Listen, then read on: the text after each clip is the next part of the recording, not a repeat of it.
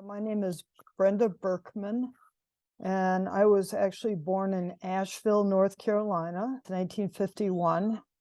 But when I was 3 months old, I moved to, my parents took me, I didn't go by myself, to the Minneapolis-St. Paul area in Minnesota when my dad got Oh, transferred. Yeah, so I grew up in Minnesota. well, let's talk about your childhood and growing up years. My father's family was basically Dutch.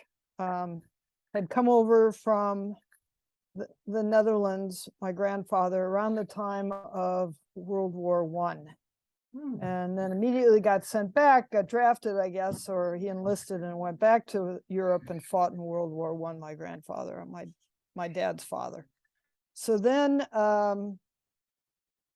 my mom's family has basically been in the United States from around the time of the Revolution in the Southeast down there, you know, the North Carolina, Georgia area there. Yeah, and you know, when the Cherokee were still there, well, they're still there, but before the Trail of Tears and all that. So they were down there during the Civil War, and they were, and my father's side, they were farming people, ranching people. My grandfather ended up in Colorado.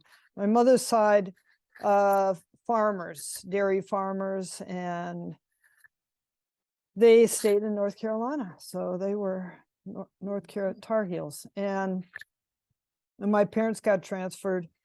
My father got transferred to Minnesota when I was 3 months old.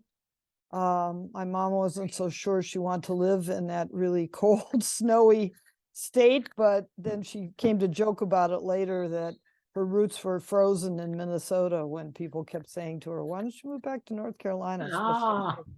Especially after my father died, she was like, no. And she always had a little bit of a Southern accent. So people would say, well, where do you get that accent? And she's like, South Minneapolis. And they were, you know, so my dad worked, my mom was a stay-at-home mom. My dad and mom had finished high school, but that was the extent of their formal education. They were church-going people. They really brought me up to believe that, you know, you weren't put on earth to take up space, that you would try and do something in, you know, with your life to make things better. Even though they really were not wealthy by any stretch of the imagination. I mean, really borderline in a lot of ways. Not that we went hungry, but you know, my parents did not spend money. I don't think people did in those days. You know, if you were middle class, now I think you'd be regarded as like lower middle class, right? But all these veterans were coming back from the war. My dad had been injured during the war, almost killed, and he was essentially disabled and physically disabled in some ways, but never talked about it, you know. Just went to work every day. He worked for the post office, but at a desk job.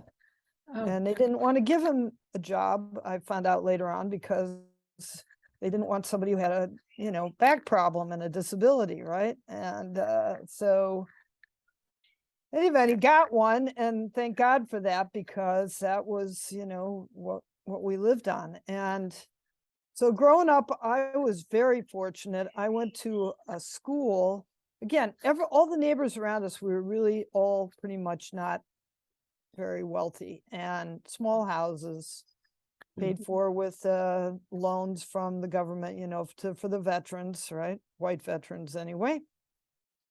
And there were absolutely no African American people living in my relatively small suburb until I was in high school in the late 1960s.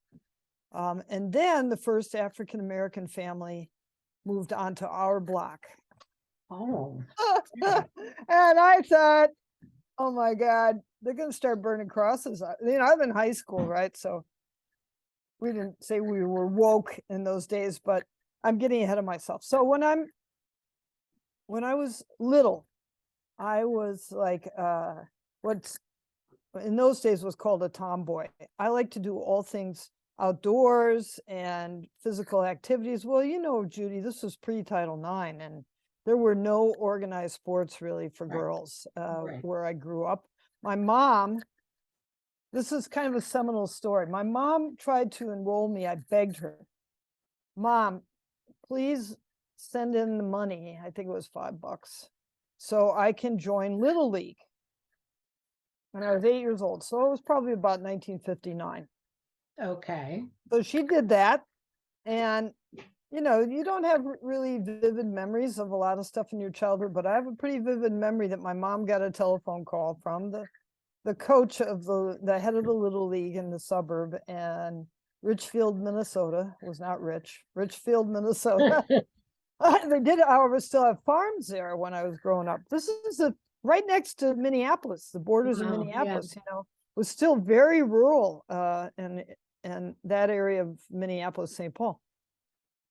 And he called up my mom and he said, this B. Berkman, my mom had registered. Oh, sneaky. I think she had an inkling, right? And or maybe I asked her to register me as B. Berkman. I don't know, but somehow B. Berkman, he calls B. Berkman, is this your son or your daughter? My mom said, you know, it's my daughter. And he said, well, I'm very sorry, but we don't let girls in Little League. And, you know, I mean, I was a really good ball player at the time relative to the little boys around me and everything. And I thought, well, this is stupid. He didn't even watch me play, you know, and I'm a really good ball player. I want to play baseball, not softball. I want to play baseball. And he won't even look at me. This is dopey.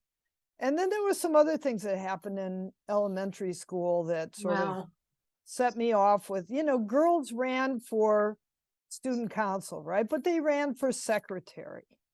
So they didn't run for president of the student council. Well, I ran for president of the student council and I didn't get elected. A little boy got elected. And again, there was just like these things. When I got into junior high school, they made me take home economics. I wanted to take shop. I wanted to pound nails and, you know, saw wood and all that. We're around the same No, I age. did not want to do the sewing machine. My mother, who was like this big time sewer, and, you know, made all my clothes because that's what people did in those days. They didn't buy store-bought clothes. They were too expensive. So I had all these handmade clothes. And my mom was, you know, very proud of this stuff. And I would bring home stuff from home ec and she'd be like, why did they let you waste this material? You know, you cut the buttonhole out in the middle of the blouse or something, you know, why did they let you do that? And the same with cooking, you know, I didn't really care about cooking. And so, you know, Mom and I had a few like issues about girly stuff. She really wanted me to be more girly. She told me one time. Oh, really? She told me one time, you know, you can't bounce down the street when you walk. That's not how ladies walk, you know. And I thought, oh, really? Is that really? That's how I walk. So what? And in any event, but you know, my parents really did encourage me to do well in school. They parents of that generation, all of a sudden they had these ambitions for their kids to go to college. And I really wanted to go to college. Now, my parents had not, gone to college themselves. So they really didn't have a clue about college. Right. And so they thought, and they didn't have very much money. So they were like, you know, what do you get a scholarship to? Well, so, or can you go to a state school? And it wasn't the Minnesota state schools were bad, but I had higher ambitions. So I applied to some private liberal arts colleges in Minnesota. St. Olaf I got into St. Olaf. I also got into McAllister. Well, McAllister wouldn't give me any money and my parents didn't like the fact that they had co-ed dorms. ahead of Oh, everybody they else. did in Oh those yeah, they had years? co-ed Wow. dorms. Yeah, I went into college in 1969. Oh, McAllister okay. already had co-ed dorms, and they were right next to the U of Minnesota, and so and they were very liberal. And there was all this. They were like me. That was how I was. I was like, I went to a meeting in high school for the high school version of the SDS, and I was anti-war. That went over big with my dad, of course, as a veteran. And so, and then another thing that happened was when the Black family moved in Oh, to our neighborhood, our neighbors were like all upset. Their property values were going to go down. They just knew it. And that's where their money was, that they couldn't yes. afford to have their houses lose value. That's where all their that was essentially their retirement nest egg, right? Not to justify it, but that's the way that people were thinking. And they didn't know any Black people, so Black people, what were they like? They didn't know any Black people. And because remember, those guys had come out of the military when units were still segregated. Right. So, and my mother had grown up in the South. Now, when we went to visit my grandparents in North Carolina as a child, I distinctly remember, the drinking fountains were marked white and colored. Oh, You did really? not see Black people around town at all. I don't know where they were, but they had to be there. They weren't around. They certainly weren't at the municipal swimming pool, etc. Right? And not at church either. We go to church with my grandparents and no Black people. So I don't know where I even got these ideas. Hubert Humphrey and Walter Mondale were running around Minnesota, and they were pretty liberal. Humphrey especially was a pioneer in things on civil rights. And we didn't have a whole lot of Black people in most neighborhoods in Minnesota. We didn't have very many Jews. Jews all lived in St. Louis Park, where the Coen brothers grew up. We didn't see indigenous people, American Indians, they were called then. They were around. We just didn't see them. I want to interrupt you 1 minute. Yeah. So I want to know if people moved out of your block. No, they did not. They did not. So they really couldn't afford to. They really didn't move. And they didn't burn any crosses on anybody's lawn, although, I'm sure there was a lot of mumbling and stuff going on. But in my house, around the kitchen table, my parents were worried about what was going to happen. And my dad took it on himself to walk up to that people's house, knock on the door. The father opened the door. It's a tall, imposing Black man. My dad introduced himself. I'm your neighbor, lives down the street. We didn't live next door to him. Lives down the street. And want to introduce myself. I work for the post office. And the man said, well, I'm a career Army. That was it for my dad. That was it for my dad. If this guy was going to serve his country as a career, all right with my dad. So, I don't know if he talked to the other neighbors or what happened, but that was sort of like the end of it. And wow. Yeah. And then the kids, the son was a really talented basketball player. Oh, So okay. that didn't hurt, that didn't hurt. And the girls, I didn't know too much. They were, one was about my age, but by the time they moved there, I was already on my way out the door to go to college. So I had maybe 1 year, I think, where I was in school at the same time they were. Anyway, so I ended up going to St. Olaf because they gave me some money. But St. Olaf was way more conservative than I thought I wanted to go. All this is like a lead up to the fact that I was kind of a left-leaning feminist little girl, because I realized early on that I didn't fit into this narrow definition of what a stereotypical woman should be like. And I didn't want to be, jammed into a box. I was really kind of envious of little boys and all the freedoms that they had and all the opportunities that they had to kind of just do all kinds of stuff. I mean, think about it. There wasn't very many jobs that were considered to be appropriate outside the home and motherhood that were considered to be appropriate for women at the time. And I knew I did not want to be a secretary. My mom made me take typing, which was like the best thing she could have done for me. Do that too. But think about it. Now we can actually type on we don't have to like do single finger thing on our keyboards and stuff. But that was our that was going to be my backup. Well, you can always be a secretary. Well, I took it in summer school, so it wouldn't interfere with my regular studies. And then, I tried to play various sports and everything, but again, there wasn't any real organized sports.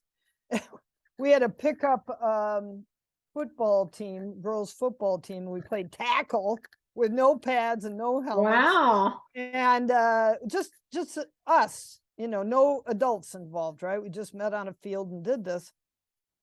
And when we told one of our stupid phys ed teachers about this, she said, "Oh, you're all going to get breast cancer from like hitting each other."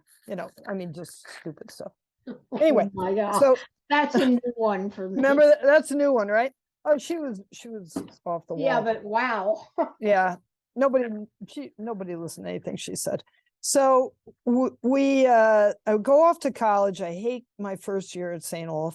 I decide I'm going to go to the university. I'm going to transfer to the University of Minnesota, but first I'm going to take summer school classes at the U of M and see how it is. So, a lot of stuff was going on at the U of M, like it was going on at the University of Wisconsin, where I guess they'd already had that lab bombing at that point.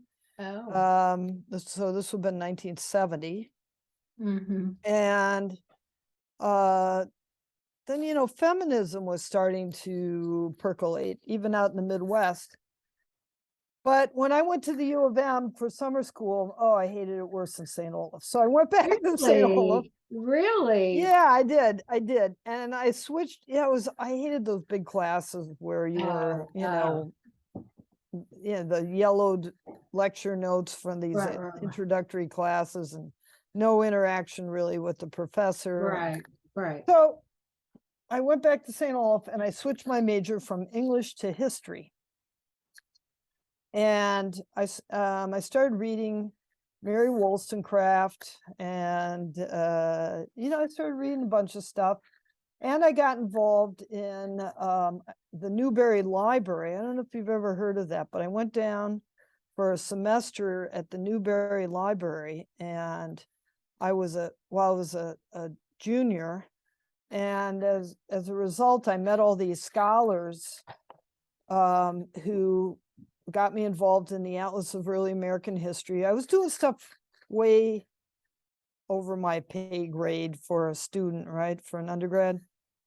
And it was great. Loved it. I decided I was going to go to history graduate school and teach history. Okay. So, but there were no women's history classes. And there was really no women's history, period. Now, I worked in the St. Olaf archives and I had a great mentor there. Their first college archivist was a woman named Joan Olson, and she was my mentor, and she really encouraged me. And my senior year, I did an oral history project about women, Norwegian American women who had come to the United States and what was their experience as women immigrants, right? Wow. Now, most of them were dead. So I interviewed their kids about their moms, right? Okay. But it was about women's history. And then I went off to Indiana University to graduate school because they gave me a free ticket, free ride, and they had a respectable American history department. And Susan Gubar, actually, I don't know if you know that name, she, along with another Susan, wrote this seminal feminist literature book called Mad Woman in the Attic. And she was a grad student as part of my program at the Newberry. And then she went down to Indiana University to teach in the English department down there. So, I sort of was in touch with Susan. And when I was down at IU, I did an oral history of the feminist movement in Bloomington, Indiana. Now, for one of my Okay, so when you said master's thesis. the feminist movement, meaning what years? Well, so we're talking about now the second wave. Second wave. Second wave. So it would have been the 60s and early 70s. Okay. And I met all these women who were like driving buses and doing all kinds of stuff. Not just academics. There were some academics, but blue collar women. So they were part of my oral history too. And I'm doing this oral history, and I'm thinking nobody really was doing oral histories much at the time. And I thought, okay, I'm gonna keep going in history. But there were no jobs teaching at the college level, or if there were, there were those almost, we didn't call them adjuncts in those days, but you would just sort of like bounce from junior college to I've been junior in college. adjunct, yeah. And I was like, So I met my ex-husband there at IU, and he was coming back to New York to practice law where he had grown up in his dad's firm. I thought I'd come with him to New York and finish my PhD at CUNY with Herb Gutman, who was a big urban historian and, immigrant. Herb was great. He was, ahead of the time. He said, but I also applied to law school at NYU. And when I went to talk to Professor Gutman, he said, you should go to law school. Because, the history field is pretty bleak right now. So I thought, okay, I can do good in the world and change the world for the better, especially women and people of color, if I go to law school. I can be a social change agent as a lawyer. So off I go to law school, and we had a women's running team that I formed in law school called Race Ipsa. And I know it's goofy, but women weren't even really running. They weren't running marathons in those days. Catherine Switzer had just, tried to run and been manhandled by Jack Semple and all this stuff. Now, what year was this? What year was this? So I was in law school from 1975 to 1978. Okay. So I was in graduate school from 73 to 75. And then law school at NYU. At NYU, right. Yeah. And NYU actually had a reasonably large number of women at the time, including some women but no law school had 50% women.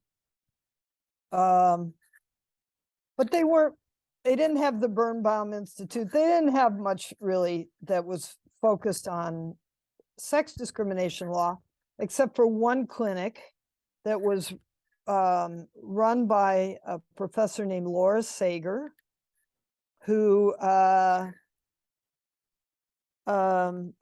was there when I was there, and it's still there, but I didn't take her clinic. I did a different clinic on employment law. And I thought I was going to go into employment law and do sex discrimination employment law, right? So you're going to make that up as you. I'm going to make that up. I'm going to make that up because it didn't really exist. It wasn't around. It wasn't around.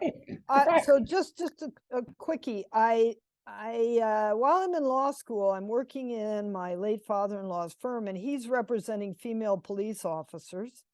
And I helped him on that case some, where female police officers, I probably don't know this, there was a quota on female police officers in the NYPD.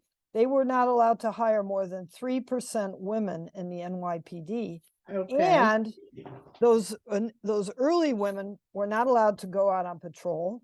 They basically were not promoted because they didn't have patrol experience, right?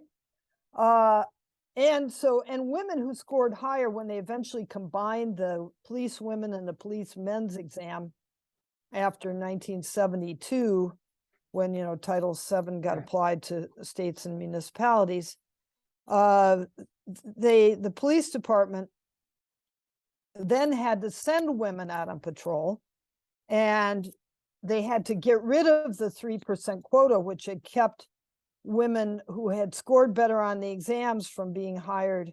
Men with worse exam scores got hired ahead of them, right? So that meant when the layoffs in New York came in the 1970s, the women who had been discriminated against, police women who had been discriminated against, got laid off first, and they sued. And my father-in-law, my late father-in-law, represented them. And I met all these women cops, and I knew I didn't want to be a cop. But at the same time, I met all these male fire officers because my father-in-law also represented the fire officers union for 30 years. And I met all these fire officers, and geez, didn't this seem like the perfect job for me? Because it was athletic, physical, right? It was serving your community. It was fantastic. You learned all these different things about a little bit about a lot of different stuff. Right. And it was highly respected by the people. You had a pension, you got a reasonably good salary, not as good as a lawyer, but you got a reasonably good salary, and healthcare and all that. So I'm looking at these fire officers, but women had not ever been allowed to even file to take the firefighter's exam in New York City until 1977. And in fact, the first woman to be hired as a paid firefighter in the United States Judy Brewer, had been hired in Arlington, Virginia. I didn't know Judy at the time, around 1975. And when Judy applied, they came up with a physical abilities exam just for Judy. They didn't have one for the men, but they thought, well, we got to give one to women. So only Judy had to take a physical abilities exam. So I'm in law school. I'm thinking about, do I really want to practice law? But I'm in my third year, and they're given this fire exam in 1977, and they're allowing women to file for it. So I kept calling personnel and saying to them, when are you going to open the filing for the firefighter's exam? Oh, we'll take your name and telephone number. This is pre-email. Take your name and telephone number, and we'll call you when it happens. So I don't hear anything, nothing. Late one night, my next door neighbor in law school dorm knocks on our door and says, I just saw an ad. Did you know that the firefighter exam that Monday this is like tomorrow, is the last day to file for the firefighter exam? And I'm like, oh. So I run down to file for the firefighter exam the next day, the last day I could file, literally. I mean, there's so many things that this is like just crazy. And I'm in really good shape, and I start training even harder. I was a marathon runner, I was lifting weights, and I don't want to go into all the nitty gritty of the lawsuit, but let's just say that the firefighter physical abilities exam got changed to make it what the city guy who was in charge of the exam called the hardest exam we've ever given for anything.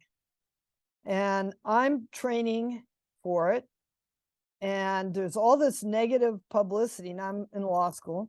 There's all this negative publicity about how women are going to do terrible on this exam. And in fact, nobody thinks that any woman will be able to pass this exam. I see. 400 women passed the written exam. Only 90 showed up for the physical exam, and that included me, and not a single one of us passed. And I could go into all the crazy stuff about the exam. It was not job related. It was, didn't test for the actual abilities needed to be trained to be a firefighter. It was, I'm guessing it was designed to keep us out. Weed you out.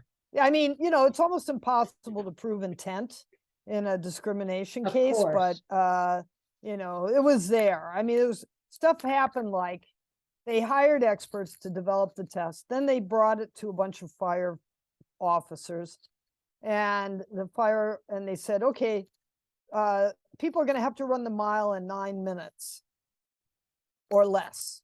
It was rank ordered, speed to completion, this test. And this fire officer pipes up and says, well, my daughter could run it in 9 minutes. So they Changed it. change it to 7 minutes and 30 seconds. Now, I didn't have a problem with that, but a lot of women do have a problem with that. Yeah. And, and there was no basis for that. It was just like some guy piped up who had there's no reason to change it. Anyway, they did. And I was really mad about failing this exam. A lot of funny stuff went on, crazy stuff. And I knew that I could protest the exam, but they had developed this system where your protests really didn't count for anything. So I went to Laura Sager in the Women's Rights Clinic, who I did not know. And I said to Laura, let's sue the fire department. Would you represent me, please? And she said, well, what about the other women that failed the exam? And I said, nobody, we're going to have to find them because the city wouldn't give us any information. And then, they didn't want to help. Meanwhile, the union also opposed us in the lawsuit. They opposed me because I was a sole named class plaintiff. I see. No other women stepped up to be part of the lawsuit until after we won. So I'm the sole named class plaintiff, and I've now graduated law school. We get first we tried to settle the case. So we get Bella Abzug, who was a family friend and had been in law school at Columbia with my late father-in-law. And we go down with Laura and Bella and me, and I don't know if there's anybody else with us. I don't think so. And we say to the director of personnel, listen, we just want to settle this case. If you could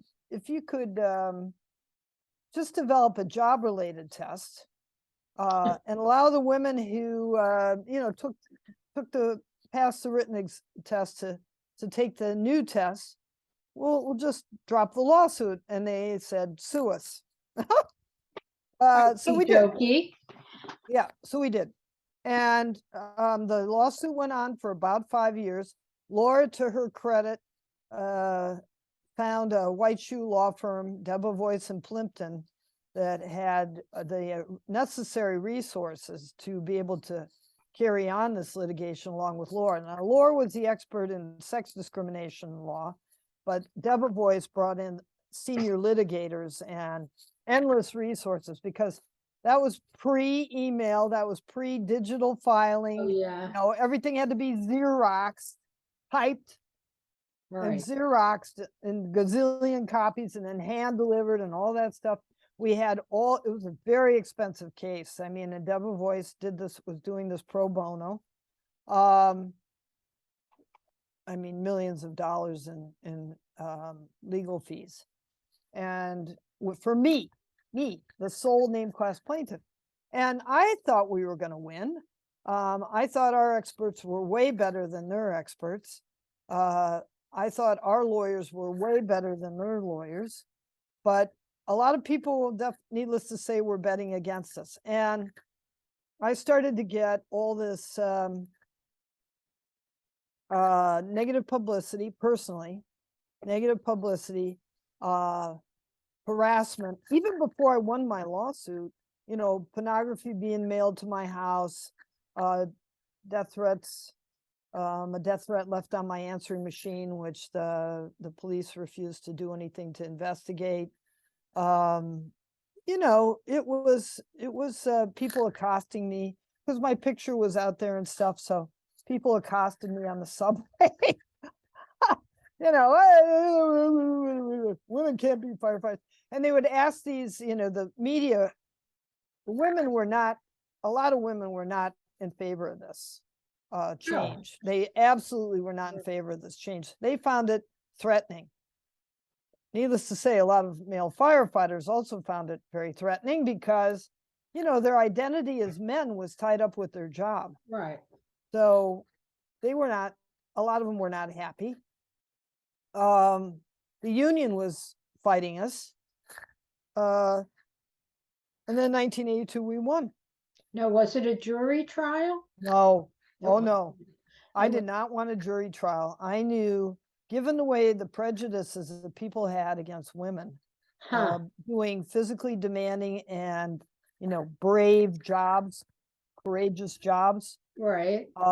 This is before there, women were really struggling in the military. They were really Oh, struggling on police departments and in the trades. No, wanted a judge. And so we got Judge Charles P. Sifton in the Eastern District of New York, who was not particularly sympathetic when we started out, but fortunately, huh, Judge Sifton did keep an open mind, and he eventually came around to see that, we had the law and the expert testimony on our side. wow. So he threw out the test. The city developed a new test, and we got 40 women, or actually about 50 women passed it. A few more than 40 of us went into the academy. Almost none of the women dropped out in the academy. The academy was like a whole nother um, set of harassing behaviors, Oh, I can imagine. dangerously Yeah. injuring women trainees in the academy. These instructors who decided they were going to have a second shot at making us quit or getting us out, right? Getting us fired. So this is all going on in 1982. We had our group, I'm political. I was a lawyer. I was well educated. I'd engaged in social activism. I'd organized. I convinced these women. A lot of them were pretty conservative and not too social activist. But I convinced them that we need to form an organization, the United Women Firefighters. And then we got some support from the local NOW chapter, Now New York Oh, City. We got support from a couple of council members who were also ridiculed and for supporting us. Miriam Friedlander and Carol Greitzer were two women council members who, they stood up for us. And then, people like Gloria Steinem, this is a little later on, when Anita Hill came forward,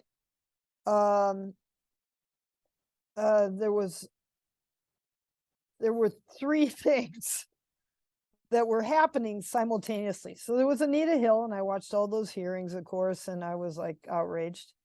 I wanted to personally like go and whack Clarence with one of my firefighter tools. And then there was Paula Coughlin, who was a Navy lieutenant, got assaulted at Tailhook. Do you remember that?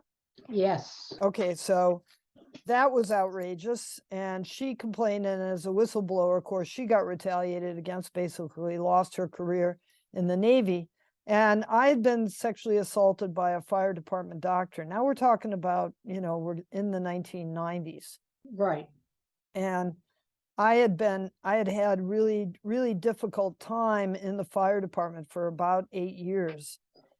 And I'd gone to the fire academy to teach, and I'd had an easier time of it there. So I realized that there were guys in the department who were not, might even be on my side to some degree, right?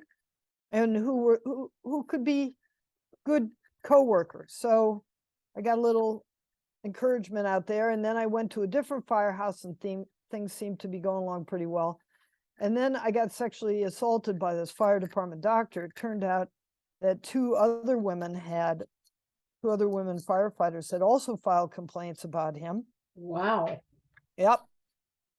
He was a groper, and nothing had been done. One had been given assurances by the union that they would take care of it, nothing would ever happen again. Well, that was bullshit. And then the state medical board would do nothing. I filed a complaint with them, and I had to go to a hearing. And he was just skating along. And this is when Dinkins was mayor, and I knew Ruth Messenger, who was a big ally of his, and her aide. Her chief of staff, Gail Brewer, who was kept in politics long after Ruth and is now back to being a council member in New York, but had also been Manhattan Borough president. Anyway, somehow on the last day, the fire department refused to do anything about this guy. Somehow the last day, Gail got to Ruth, who got to Dave. You know, I know all these people, so it was like Right. first Okay, name, the mayor, first got to the name. mayor. Yeah, I didn't know him that well, but you know, I knew Ruth and Gail, and I'm sure they thought I was a pain in their ass.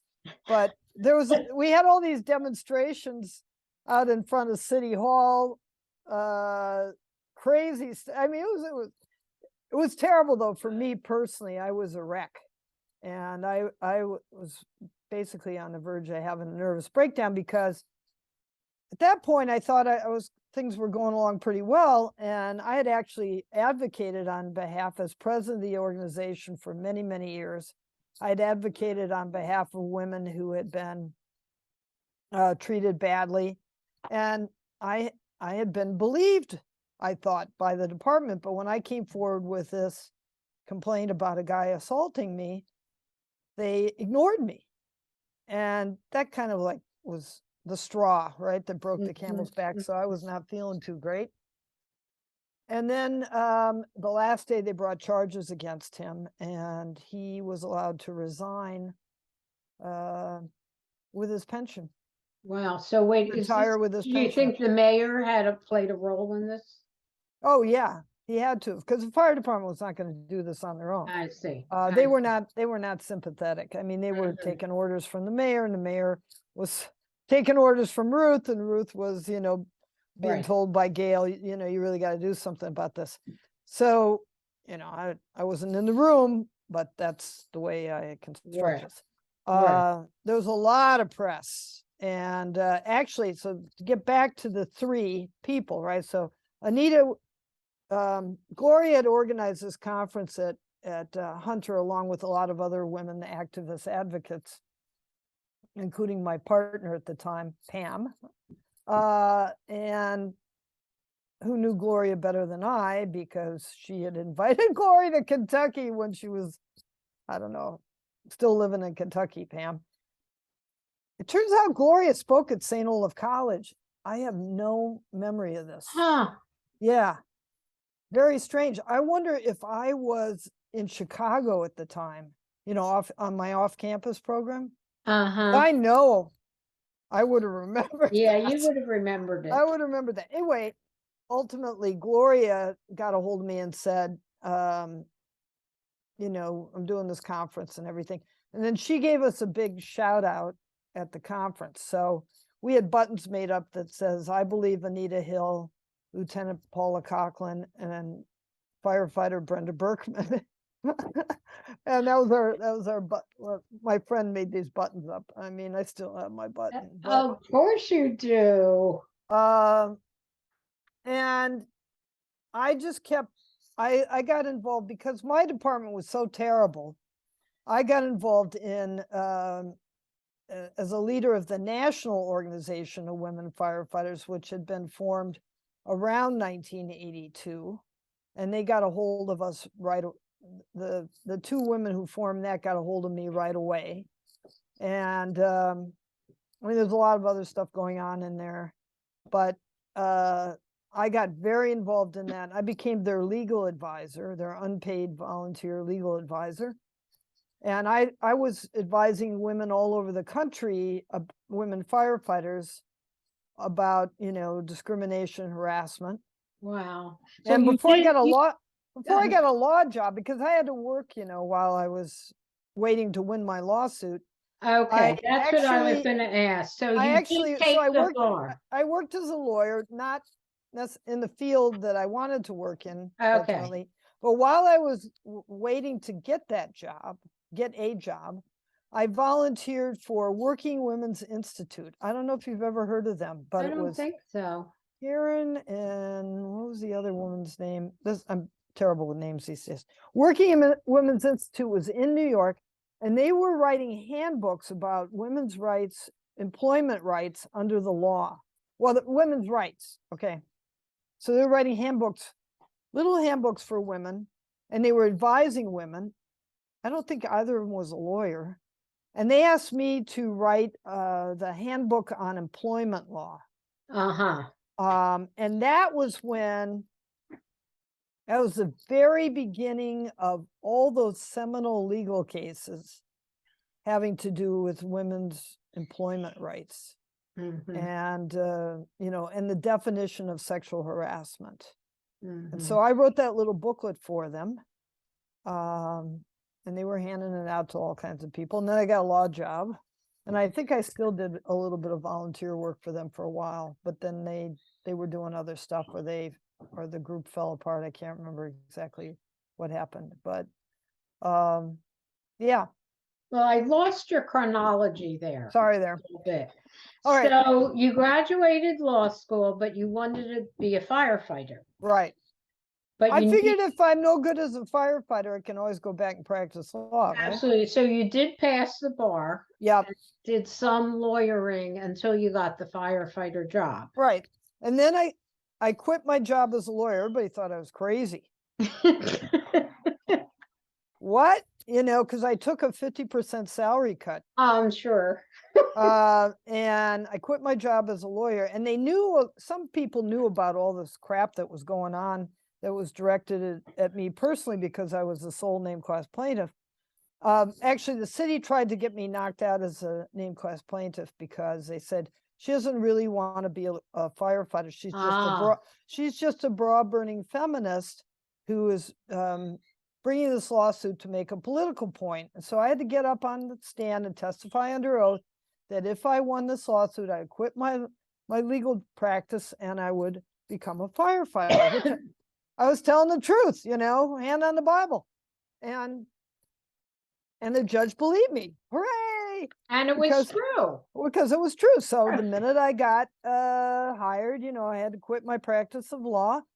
And my mother said, well, what did you bother with going to college, graduate school, and law school to get a job where all you need is a high school diploma? And furthermore, isn't it dangerous and don't people hate you?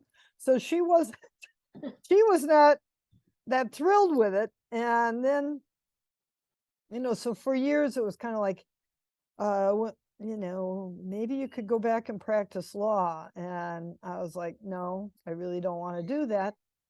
But then I became a White House fellow in 1996. I got selected and I was the first professional firefighter ever to be selected as a White House fellow. Wow. in the second Clinton administration. Right. And she got to go to the White House and meet President Clinton. Oh. And Hillary, So she thought that was pretty cool. And wasn't all bad. So you were and I got a distinguished alumni award from St. Olaf. So she thought that was, meant to seal of approval, right? So so mom came around. Then she was very proud of me and couldn't stop bragging about her daughter, the firefighter. And so all the way through my 25 years in the New York City Fire Department, I tried to advocate for women, not only in firefighting, but also in non-traditional employment. So I became friends with lots of tradeswomen, with women cops, women in the military, and people still contact me. They find me on the internet, and they send me, can you help me out with this? I just got one from Arkansas the other day. Oh my God. It's like, lady, you got a tough row to hoe here, and, but I, tried to give her advice. And believe me, I'm not sure I would have won my lawsuit because the first win, only the union appealed Judge Sifton's order, and they lost the appeal. The second, there was Berkman Part 2, which is too complicated why there was Berkman Part 2, but city had changed the test again. Again, it was having a discriminatory effect on women. Wow. And again, it included a lot of stuff that was really not job related. And it was really bad. And we ended up back in court on that, and me And that got taken up to the Supreme Court and they denied cert. Yeah. Oh, wow. Yeah, they denied cert. And then the city ended up abandoning that test because it actually killed people, not women candidates, but male candidates went to the hospital, and I think a guy died, and I'm sure a guy died Oh my from gosh. taking that test. So all of a sudden, the city's like, uh-oh, we're going to get our asses sued on this one. So they changed that test, but it continued along my whole 25 year career and continues today, that the FDNY is not welcoming to women. Now, they are better than they were when we came in. We didn't have any bathrooms. My first firehouse, they put me out of the meal. I wasn't allowed to eat with the men. They wouldn't trade shifts with me. They drained my air tank. They tampered with my gear and the equipment. Really? Yeah. And, this is stupid stuff that can kill you, because they, you rely on the team. And why would you do this even? I mean, because if you're relying on the team, why would you just automatically pull one person of the team out of playing in the game, right? But it's dangerous to everybody, really. Yeah, to them. And ultimately, when I started, because I talked all over the world, I talked to fire departments really all over the world, and Australia, UK, France, South Africa, you name it. I was all of Japan. I was all over the place. And I started out trying to talk to the guys, because it was almost always all men, and say, this is good for the community, helps bring in more people to raise up the standard of living in the community. This is good for the community because it shows equity and diversity. And ultimately, and that never seemed to really resonate with a lot of people. So ultimately, I ended up making a safety issue, which is that if you have only one group of people looking at an emergency situation, they're looking at it very narrowly, and that puts everybody at risk. The people that you're trying to help and the people who are trying to help them. Right. Interesting. So, I was making the business practice argument that, yeah, which I think, given the times, could work better. yeah. Yeah, I was going to say though that I think we just got under the wire because the judiciary got much more conservative right after Berkman won, and even in the Second Circuit, so I don't know that we would win that case today. I mean, I think we would, because our expert testimony was so superior to the city's, but yeah. Amazing. Yeah, so it's been quite the ride, I have to say. I'll say. And the so whole time I've been interested in women's history. So I've been advocating. I put all my papers down at the Wagner Labor Archive, now called Tamament at NYU, and I got women firefighter papers in there. And I've been trying to, get oral histories of women firefighters from the first generation, because a lot of the women that came on the FDNY with me have already passed. We were counting them the other day, not long ago. Every year, we're losing more of them. And about, I want to say, a third of the 40 women who came on with me have died already. Wow. Yeah. So, as a historian, it's really important for me. I've always believed, like so many of those people who were breaking the, breaking down the sort of George Washington, no offense to George Washington, but the great man recounting of history, which we're revisiting yet again, and to include more women, immigrants, people of color, all the stuff about slavery was starting to be more deeply researched. At the time I was in grad school, stuff about women, stuff about immigrants and poor people. And I'm still into that.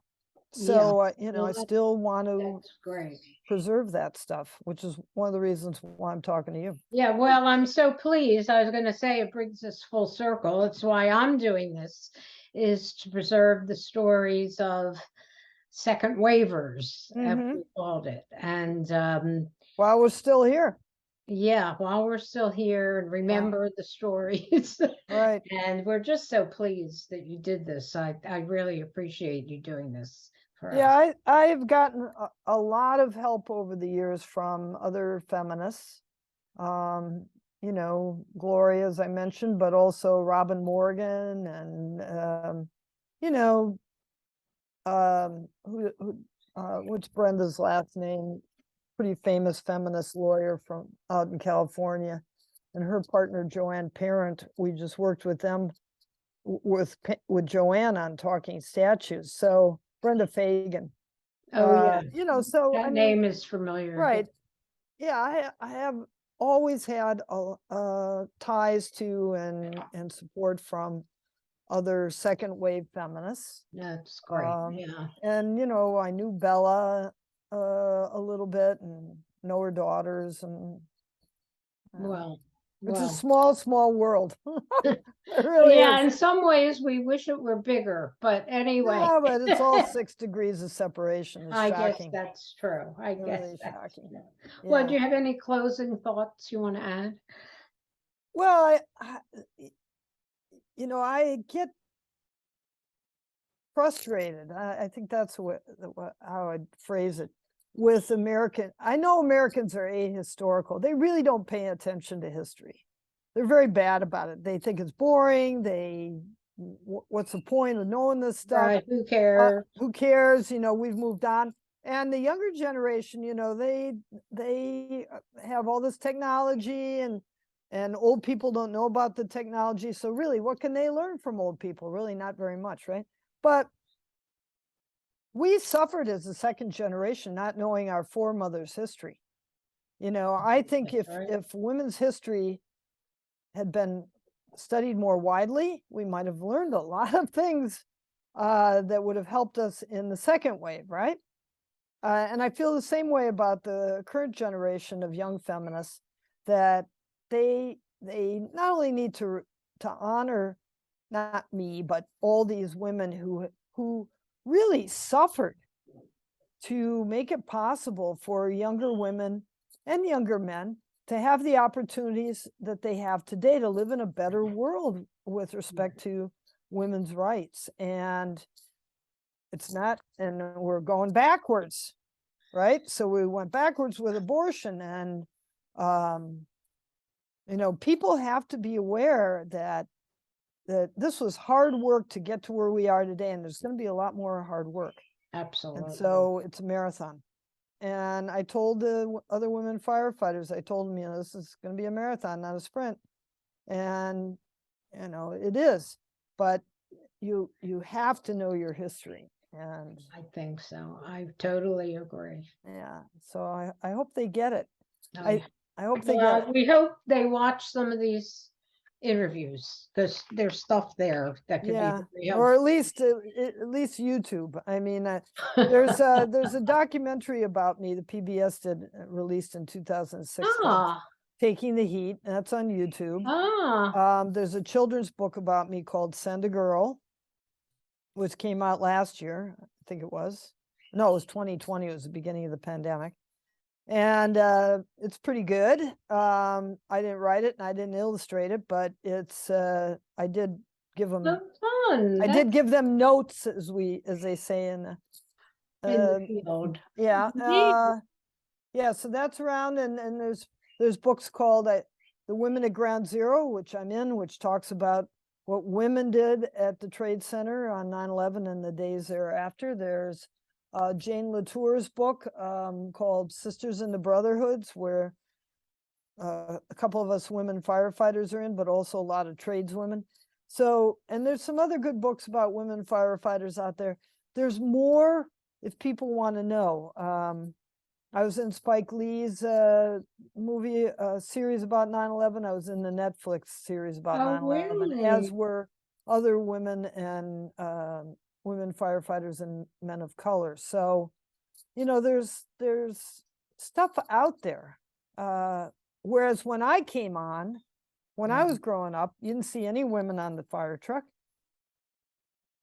Yeah. And I worked really hard, especially after 9/11, to make sure that women were not erased from history, the history of 9/11, because I had seen how women had been erased from the history of World War II, and it had taken, a lifetime before those women started to get recognized for their service to the nation in Right. World War II. And I did not want that to happen with 9/11. Wow. So I pushed like crazy on this. And, some people listen, Soledad O'Brien, National Women's Law Center, a few people did, Hillary, a few people did try and make people aware that women were doing the same things that the men were doing on 9/11 Right. and Right. died. Yeah. Wow. Yeah. Well, again, thank you, Brenda. I'm going to Yeah, turn. that was, see, that I can never wrap up, Judy. Okay. Well, we're wrapping up and then I'm It's going to just, keep it's just talking. like, is there another part of history you want to know about? It just goes on and on Well, and maybe on we'll and do on. another round. Okay. Hold on.